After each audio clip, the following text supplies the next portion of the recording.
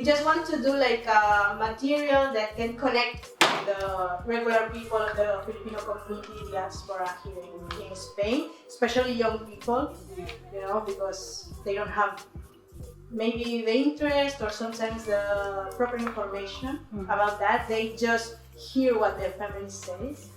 So that's the main purpose. Yeah, or Facebook with a lot of fake news.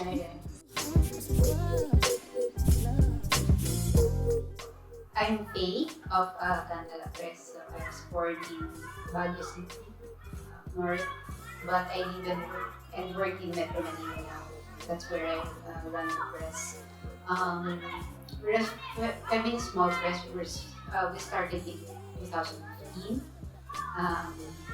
So because we thought that parang there's not much representation of women and women's issues in books and in art. You know, there are art exhibitions on women, but all of the painters are men.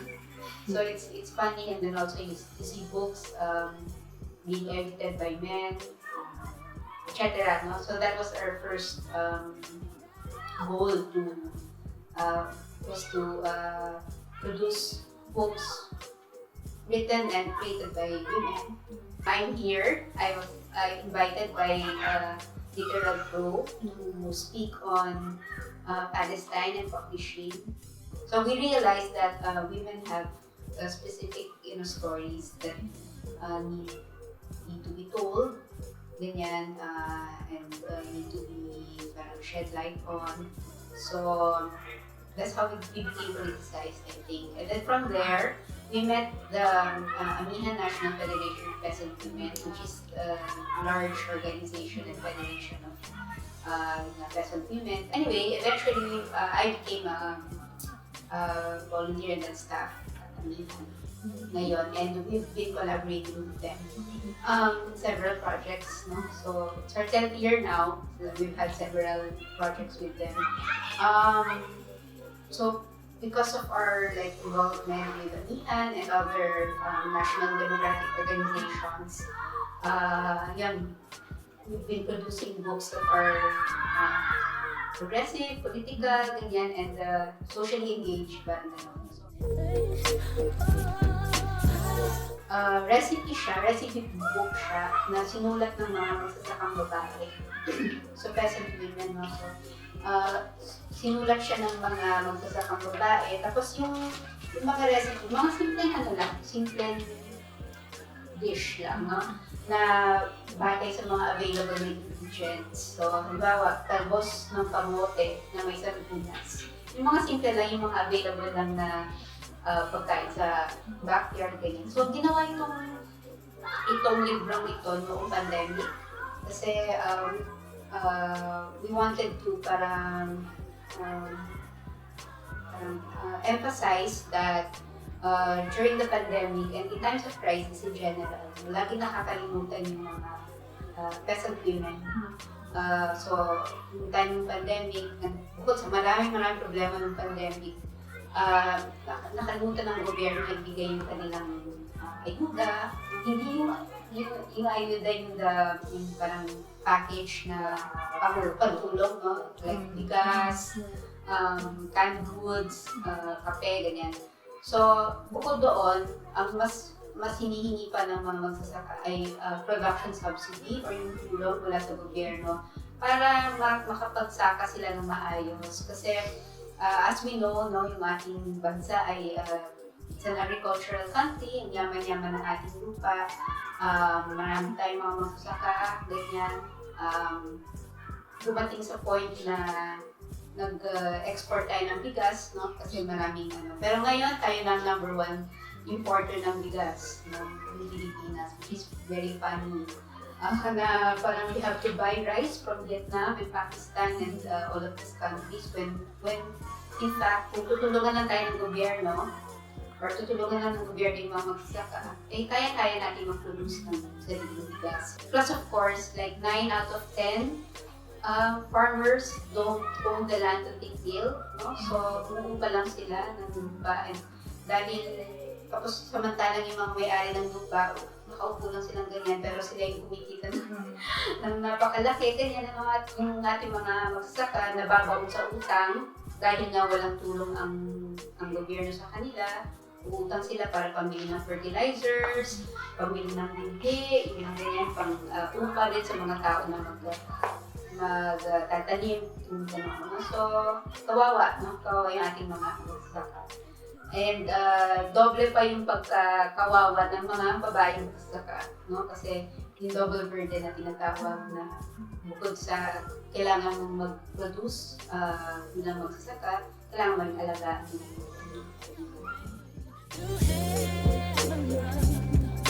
Ito naman, dahil nasa recipe book tayo, no, meron din tayong recipe book. Ano naman to, plant-based. So, vegan. Sinulat ko basically mga middle class food enthusiasts and writers. Pero yung parang yung gustong gawin ng project na to ay makatulong doon sa isang community kitchen project. So, yung pagbebentahan nitong libro, parang pang-fund siya doon sa community kitchens project. Actually, nag-start ito ng pandemic, no? Ganyan naman dahil nga walang tinutulong ng government, tayo-tayo na lang. Pero yung ito kasi second volume na to, yung una naming makisawsaw, alam niyo yung konsepto ng makisawsaw, parang magsasawsaw ka sa sawsawan, but also, ginagamit kasi siya sa Pilipinas na parang nakikisawsaw ka na naman or like nakikialam ka, no? So, parang yung libro ito isang call na makialam tayo, makialam tayo sa nangyayari sa ating kapaligiran. Yung unang makisawsaw ay ginawa namin noong, kasi nag-strike yung mga workers ng Nutri-Asia Food Company. Kasi hindi sila, gano'n naman sa maraming kumpanya sa Pilipinas, hindi binibigyan ng tamang sahod yung ating mga manggagawa, yung kanilang benefits, hindi nila natatanggap, tapos inhumane working conditions, etc. So, kapag merong nag-strike, katulad ng mga workers ng Nutri-Asia, merong binibreak yung strike, diba? Sinisira yung picket line. So, at ina-arresto yung mga union workers. So, nung na-arresto yung mga union workers na yun ng Nutri-Asia, gumawa kami ng unang makisawsaw. Collection siya ng mga essays on food, ganyan daw sa mga recipes din.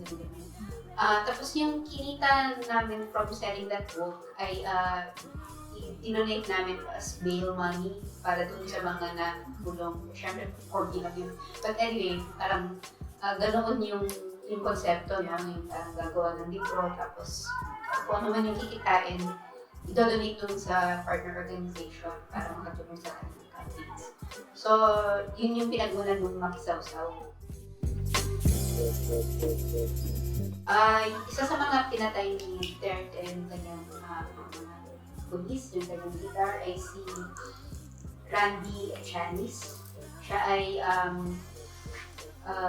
peace consultant, no? So consultant siya sa National Democratic Front of the Philippines. So peace consultant siya, and he's also an activist from the peasant sector. So he was in his 70s, I think, when his house was raided also. And he was killed. So, pinatay siya August 2020, and then in December 2020, that year, inaresto naman yung kanyang anak na si Amanda. Si Amanda Eshani. So, si Amanda ay organizer ng Manila National Federation of Peasant Women. Tapos naka-assign siya noon sa Cagayan. So, nag-organize siya ng mga farmers noon, ganyan. Tapos kapapanganak lang niya ng kanyang anak. So, nanganak siya kay Randall. Pinangalan niya sa kanyang tatay. So, kakapanganak lang niya, and madaling araw, pinasok ng police and military yung kanyang bahay, yung tinutuloyan yung bahay doon, inaresto siya. Sinabi na yung kaso niya ay illegal possession of firearms and explosives. And ang nangyari doon, parang tinanim ng mga police, no, and ng military yung mga weapons or yung arms doon sa bahay para merong basis yung kanilang arresto sa kanya. And that's what they commonly do. No? So, nagtatanim sila ng tanim ebidensya, no? Tatanim sila ng evidence para, tapos yun talaga yung kaso, illegal possession of firearms and explosives, para hindi ka makapag-post ng bail. At bubulukin ka na lang kumbaga sa kulungan. No? So, yun, kapapanganak lang ni Amanda, dala niya yung kanyang baby. No? Siyempre, ayaw naman niyang mahiwalay sa kanyang 2-month-old na baby. So, dala niya sa kulungan yung kanyang baby for a lot of months, for many months, ganyan. At syempre, eventually, they had to get the child from her kasi hindi din naman healthy na lumaki ang bata sa kulungan, di ba? But si Amanda, she wrote poems and letters and essays tungkol sa activism and yung kanyang struggle, yung general struggle ng Filipino people sa jail, and then we published her works into this book. And ngayon, she's translating the poems of King Mataliman, who's another writer, and she was martyred in an encounter with the military in Negros. So, which just goes to show na active talaga yung movement and yung lusang doon sa Pilipinas. Kaya takot na takot yung gobyerno at nagay talaga sa mga aktivista. No?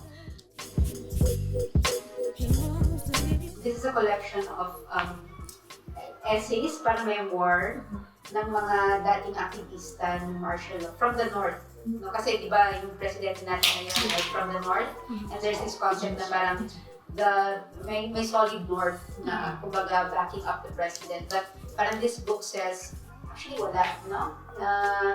Kahit yung mga aktivista from the north, so yung Cordillera region, ganyan, and Ilocos region, ay ano rin, kumbaga lumaban din sila against Marcos, and nandito yung kanilang mga struggle. So bilang mga political detainees, to-nurture sila sa kulungan, ganyan. Tapos yung Chico River Dam.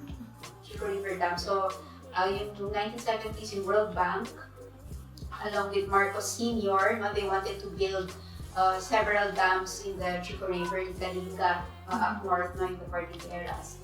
And lumaban yung mga taga-Cordillera, yung mga indigenous people, kasi kapag natuloy yung dam na yan, talagang lubog yung kanilang probinsya, Balen. Kaya lumaban talaga sila. And ang alam natin ng mga heroes ng Chico River Dam struggle ay mga lalaki na makikiulag, no? Said, what arrogance to say na you can own the land when the land besieges you.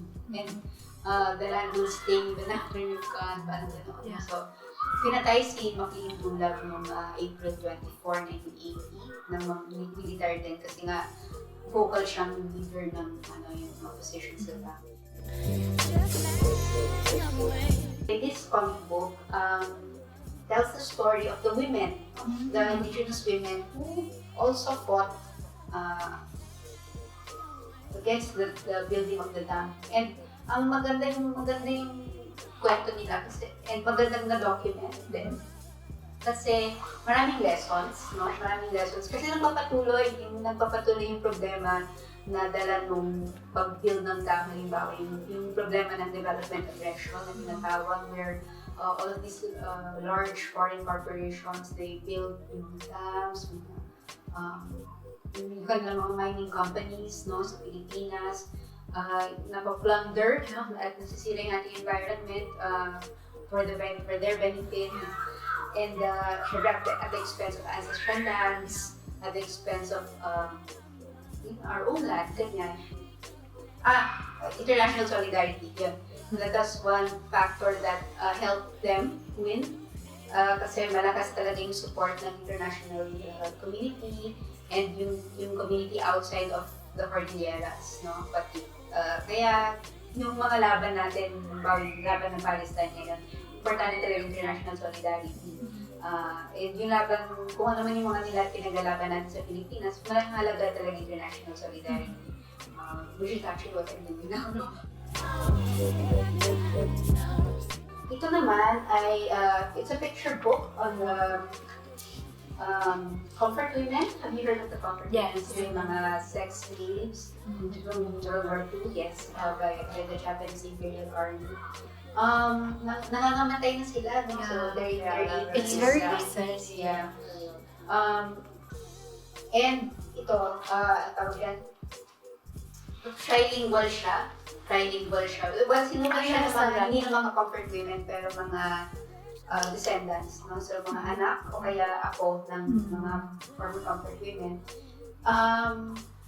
Tapos mayroong mga drawing na ganyan. It's in Japanese, Tagalog, and English. Kasi gusto rin natin na mabasa ng mga Hapon. Yeah.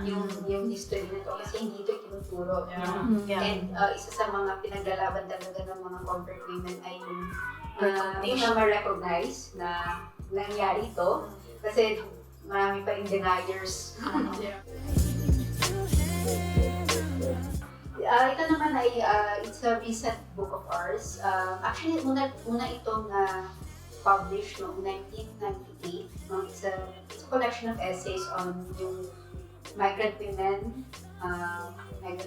work, ganyan. Tapos yung merong interview dito sa isang dating NPA na babae. Tapos also how we look at motherhood in the Philippines, ganyan. Tapos yung question niya rin yung parang dominance ng white feminism sa academe, no? sa schools, ganyan. So, parang pinoproblematize or tinitheorize yung feminism, konsepto ng feminism sa Pilipinas. Kasi it's not a very popular idea in the Philippines. Parang ang tingin natin sa mga feminista, galit sa lalaki. Galit sa lalaki, hindi nagsusuot ng bra, yung mga ganyan. No? Well, that's very white feminist. Meron din tayong sariling, kumbaga ang sinasabi ng libro ay meron tayong nationalist feminism. Pwede natin magamit yun sa ating struggle. Actually ako, so I started as a feminist, no? At yung feminism ang nag-introduce sa akin sa iba't iba pang mga classroom, mga activism. So, ito naman, parang siguro helpful to sa iyo. Kasi yung siya, parang advice siya sa mga activists, sa young activists mostly. Siya, Marxist psychologist. Tapos, yung mga tanong sa kanya, how do I stop smoking? Or parang, ano gagawin ko? Meron akong crush, ganyan. Tapos magaling siya mag-advise, no? Very activist, very progressive. Tapos, yun, parang papaano mo rin dadalhin, no? Dadalhin yung mga problema mo with your comrades, with your kasamis, ganyan. And we continue lang to fight. Advice on life, love, and the struggle.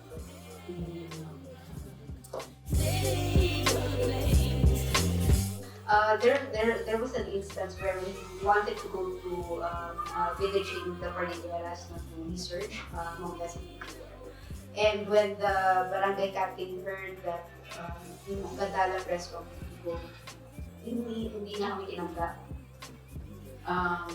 Siguro kasi gulo na yung Gantala, parang mga filipina daw. Ano daw kami, front daw kami ng NPA. Parang gano'n. So, syempre yan yung accusation nila lagi sa mga filipina, mga NPA. Mas parang yun yung dangerous. But it also shows na yung, kumbaga yung pagbabantay, no? Yung monitoring, yung surveillance sa mga aktivista ay talagang barangay level. Yes. So hindi ka madaling makapasok sa mga barangay kung gusto mo halimbawa mag-research or makita ng community immersion. Kasi kailangan mo mag-report sa barangay captain. Kasi yung barangay captain naman, inaasahan na mag-report doon sa mas mataas o sa police. No? You might want to monitor this person kasi baka nag-organize siya or community, ganyan. So, mas mahirap ngayon, no?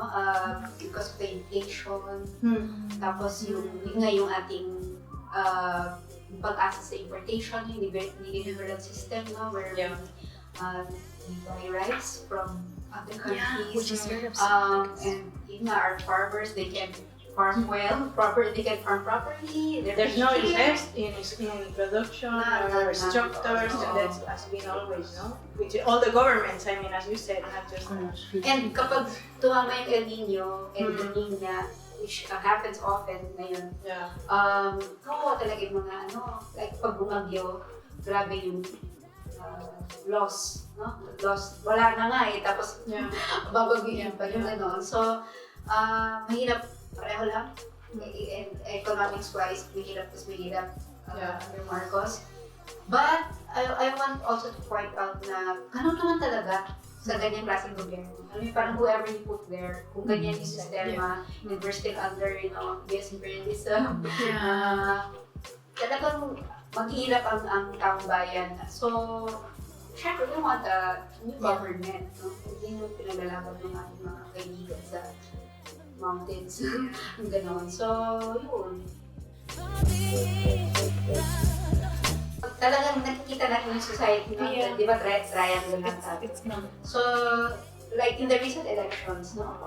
Kakatapos lang ng elections. And ang nananong senador, si Camille Villar, who's the daughter of Cynthia Villar, another senator, and the brother of Mark Villar, another senator, no? So, may tatlong political dynasty. may tatlong pamilya sa ating Senado. And Cynthia, the Villars, they're one of the largest or one of the wealthiest families in the Philippines. They're a business family. And they, actually notorious sila for, yun isang malaking problema natin. So, notorious sila for buying out land, agricultural land, and then converting all of these agricultural lands to subdivisions, malls, commercial complexes. Yung isa pang doon is privatized na ang tubig. So the Villars also own a water company. Malaking problema ang land use conversion. So we're an agricultural country, mayaman ang lupa, pero kino-convert yung lupang ito to businesses, mga multinational corporations, at saka ng mga mayaman natin, mga mayamang Pilipino, ganyan. And they use the position nila in the government para makapagpatuloy. Kaya nga, yung political dynasty talagang kailangan ng abolish yun, di ba, dapat? Pero yun, as proven by the recent elections, magpapatuloy yung ganoong kabulukan ng system, basically. Pero, Burn down the system, yung talagang international maraming makabayan. Have you heard of the makabayan senators? No. So, maraming mga members of organizations, no? So, meron tayong farmer na tumakbo bilang senator, meron tayong fisher folk, meron tayong yung jeepney drivers, meron tayong nurse, moro, no? Tapos meron din tayong syempre Gabriela, so, anyway, American Urban Poor, no? So parang yung makabayan coalition, parang they thought na maganda rin magpatakbo ng mga talagang genuine yung genuine yung concern nila for the Filipino people, yung ganyan. Tapos kaya tumakbo, they filled up the Senate slate. 11 basically. Dapat 12 pero 11 sila. So, syempre, walang pumasok sa kanila. And in fact, yung Gabriela Women's Party na matagal na nasa Kongreso, 21 years or 30 plus years, no? Na nasa Kongreso, they were voted out, no? Wala sila, hindi na sila part ng Congress ngayon. Which is wow. Yeah. Di ba? Parang ganoon.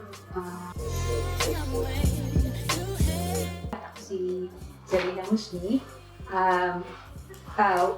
It's true that we're trying to come up with a group of Filipinos in Spain related to the migrant situation, even if it's secondary, third generations. But as Faye correctly said in her presentation, to link the Filipino diaspora in this instant in Spain sa Filipino situation in the Philippines, no?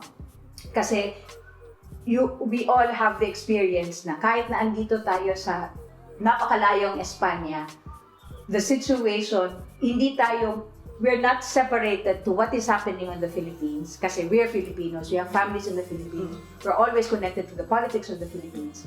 But also, ang situation ng Filipino as migrant in this country is the same as the situation of Filipino migrants in the US, in Germany, in Australia, in the Middle East. So this is why, as migrant Filipinos in Spain, there is the need, no, to connect with the other one with the Filipino community, with the Filipino society in the Philippines, and two, in the different Filipino migrant communities all around the world. Kasi we speak of the same language, we are of the same cloth.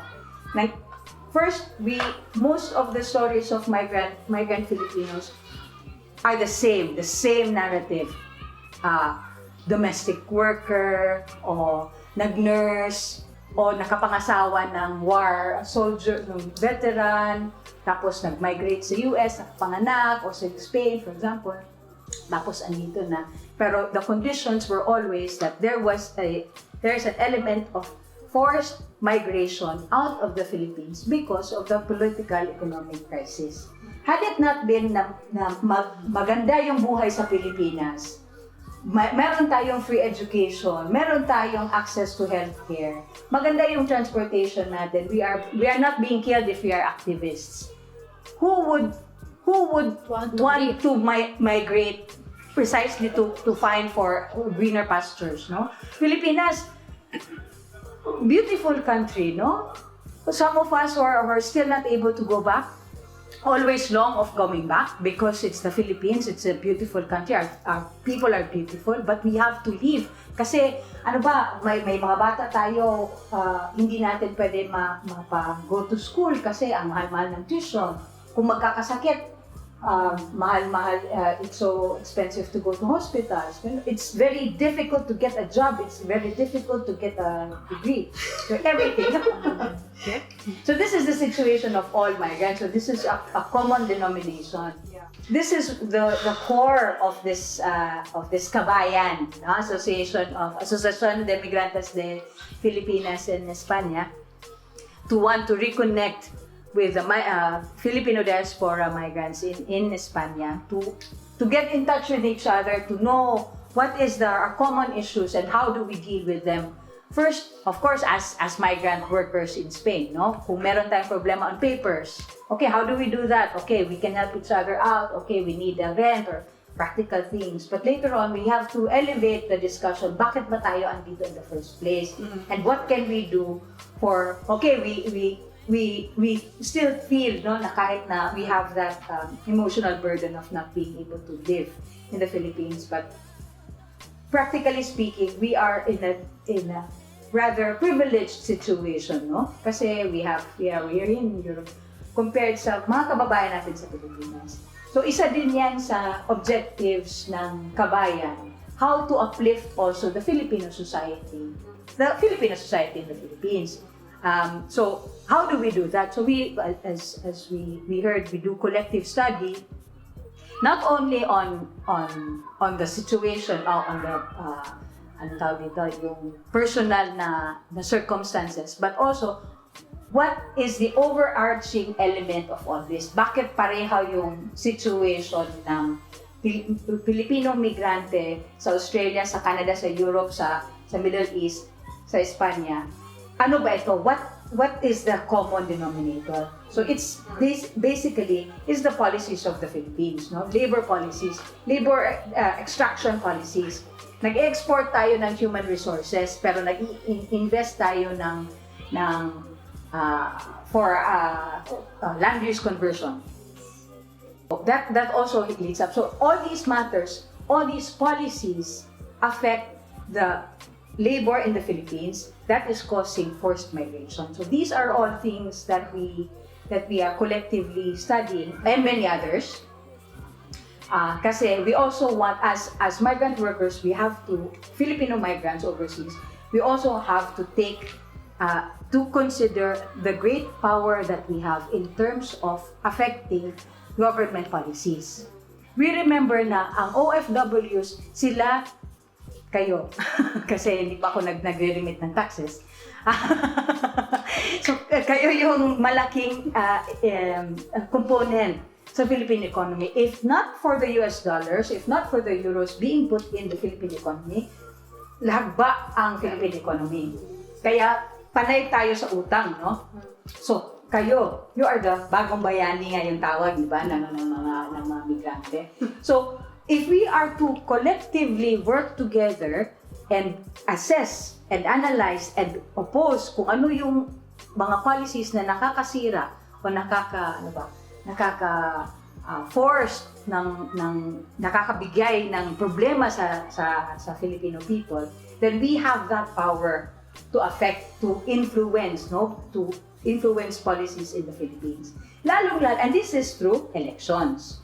So this is also another naman na collective study that we can do is for electoral rights and matters, no? Sino ba dapat nating piliin? We had the Makabayan block, 11 candidates. You had the farmers, ganyan, who had clear platform on kung ano yung gagawin, kung ako magiging senador, these are the laws that I will make, ganyan. Compared to Willie Revillame, when you ask him what are the laws that you would want to implement if you become a senator, his answer, what do you want? ikaw, if you were the senator, this is the reason that I'm asking you, because you are the guy running for her senator. So you present to us your proposal. Wala. Wow. Okay, meron na tayong mga activities, guys. There's so many. On my hands, yeah, I need to retire.